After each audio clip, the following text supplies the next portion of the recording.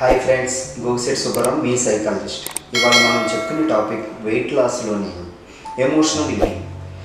Emotional eating అంటే మనం స్ట్రెస్లో ఉన్నప్పుడు, యాంగ్జైటీలో ఉన్నప్పుడు, డిప్రెషన్లో ఉన్నప్పుడు, కోపంలో ఉన్నప్పుడు మనం తినడానికి ఎక్కువ ఇష్టపడుతూ ఉంటాం, ఎక్కువగా తినేస్తూ ఉంటాం. ఆకలి వేయకపోయినా, మనకు హంగ్రీ లేకపోయినా కానీ మనం ఆ స్ట్రెస్లోను, ఆ యాంగ్జైటీలోను మనం ఎక్కువ తినేస్తూ ఉంటాం అన్నమాట. దానివల్ల కూడా మనం వెయిట్ బాగా పెరిగే అవకాశం ఉంటుంది.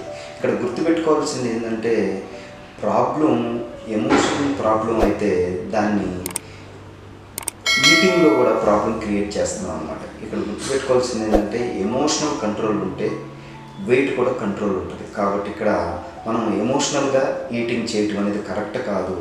ఎమోషనల్ ఈటింగ్ని అవాయిడ్ చేయాలి.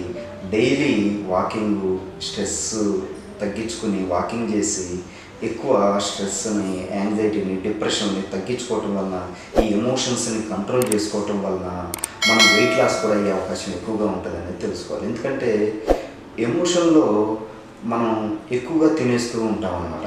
అంటే మనకు ఎంత కావాలి దానికన్నా ఓవర్గా తినేయటం వల్ల మనం ఫ్యాట్ పెరిగి వెయిట్ పెరిగే అవకాశం ఎక్కువగా ఉంటుంది.